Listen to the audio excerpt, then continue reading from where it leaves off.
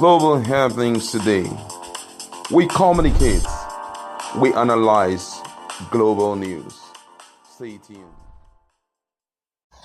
Hello, beautiful people. Welcome to Global Happiness Today YouTube channel. Everyone in southern Nigeria believes that it's the turn of the South to get to produce the president, and it's actually torn between Bola Tinubu and Peter Obi. Right now, the Afenifere group, are torn between competence and the show of love to a brother. Now, initially, some many days back, Peter Obi was seen with the Afenifere elder statesmen, and they rolled out their conditions. They wanted a constitutional review. They mentioned the fact that the constitution itself requires total upholding, where the true Nigerian state should be represented and not the very few.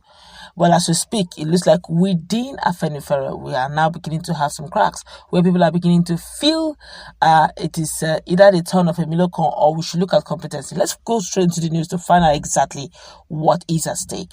Well, as we speak, according to the news, ahead of the commencement of campaigns for next year's election, the immediate past National Secretary of Pan-Yoruba Sociocultural Organization, Afenifere, that's Basharun Sehindi Arugbofa, has expressed doubts that the election will hold. In this interview, Arugbofa, without mentioning words, said that the foremost Yoruba group would queue behind the presidential candidate of the ruling party, Asiwaju Bola Tinubu, if the election holds, as against the position of its national leader, Pa Ayo Adebanjo, who has openly supported the candidate of the Labour Party, Mr. Peter Obi. He spoke on other issues, and these are some of the insights. He said, "Is the 2023 general election feasible?" They asked him, judging from the unending security across the country.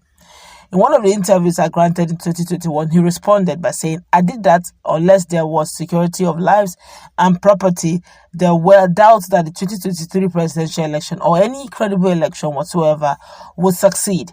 In situations where voters would not be able to go out to vote, where people's lives were not safe, and people would not be able to move around for campaigning because of kidnappers and hoodlums, I felt holding elections was unhealthy and dangerous. The situation is even not becoming better now. Insecurity is becoming worse, and there are killings and kidnappings here and there.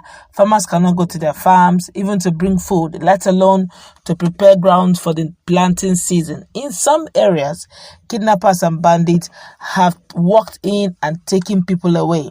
If security is improving, the issue of Amotekun would not have risen. It was a result of escalating insecurity that Amotekun and some other security outfits in like manner came into existence nearly all over the country. We remember with the fear the Kaduna train kidnap saga. What about Kuje prison outbreak? Look at Owo Church broad daylight massacre. They are all worse indications. Honestly, unless the president can summon the right political will to deal with the situation, and such right signals can be picked by all concerned, the security officials inclusive, I can't see Nigeria holding a free and successful election under the growing and unabating insecurity on the land. He also went further to say that it's like President Muhammadu Buhari. His administration has no answer to the nation's dwindling economy. He said a soldier, like the leopard, rarely changes his ways. General Buhari has his own style, his own belief, and his own ways of life. He is not like Babangida, who made use of experts in his administration, brilliant people who gave him ideas, while in turn found time to implement some of these ideas. The state of health of either of them is also different. Buhari has neither the good health nor the political will. I am not sure General Buhari can do better than what he has been doing. He has been there for over 7.5 years, and honestly, apart from the people he appointed and his advisors talking and elogizing him, Nigerians haven't gotten what they bargained for from him. His ability, his capacity in governance are limited. We were told he is frugal and doesn't like corruption, but again, look at the other side. He's surrounded by corrupt people, and this can be be used against him. He's surrounded by people who won't be able to tell him the truth. From the statistics and analysis we have, it is said that Nigeria is more corrupt than when he even took over. The economy is crashing. If the common man can't have a good meal a day, not to talk of two, where do we go from here? If the common man can no longer go to his farm to prepare crop for planting season, or at the point of fruition, his crops are deliberately destroyed by herdsmen, how can the economy improve? Look at our major source of revenue, oil, and the report we hear is that place stinks with all manner of corruption. The raw materials are smuggled out while the refined products are brought back at higher prices for us to buy. Parents should normally feed their children, but we are told that billions of naira go into public feeding of school children. Why would the economy not go down? Only a few days ago, we were told that tens of billions of naira were spent in cutting bush somewhere in Abuja. Don't forget that the former secretary to the government of the Federation was sent packing because he too spent billions of naira just to clear bush and arrest grass cutter invasion. The president hasn't got the strong will. He seems to have got to the peak and can no longer do much. He is even eager to leave office. The strong will is not there for him to change anything for the better. So the economy, like any other critical sector, can't be better. Then I asked him quite a lot of questions, and this is some of the things he answered. I said, look, as to the poor salary of the structure of ASU complained of, I think it was time for government to look at all the establishment and try to evolve a system where it pays employees according to the nature of work done for society and the quality of work done and the significance of what is done, which is also very true. But then I asked him some good questions. I said, look, he said, unless we restructure this country so that every state can manage its own affairs like in America, whoever is coming to rule this country will have problems. Unless such a person would develop a strong political will to turn things around. This is because the system itself is faulty. The 1999 constitution is a military invasion, not a civilian constitution. Unless whoever gets there develops a mind of his own and is able to change the structure on ground, I have my fears.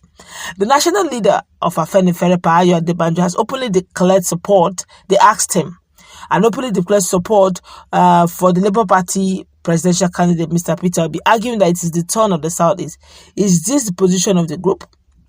He answered, so Afenifere members are not robots. They are made up of intelligent people with strong convictions but occasional divergent views. That notwithstanding, they are bound together by the welfare philosophy of the association.